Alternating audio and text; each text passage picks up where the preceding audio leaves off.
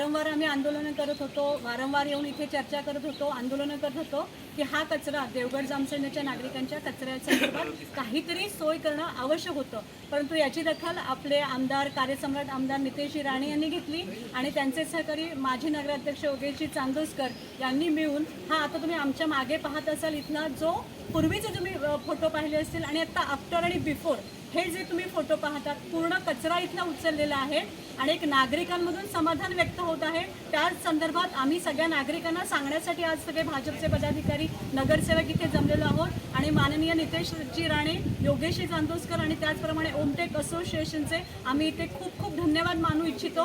कारण का त्यांनी पूर्ण देवगड जामसंडेची जी समस्या होती, जी इथे दुर्गंधी येत होती, जी इथे कचऱ्याची रोगराई पसरत होती, याच्यावर त्यांनी एक कार्यवाही केलेली आहे आणि इथं कचरा उचललेला आहे. त्याचप्रमाणे पुन्हा एकदा आम्ही योगेशजी चांदोसकर यांना धन्यवाद देऊ इच्छितो सगळे नगरसेवक मिळून.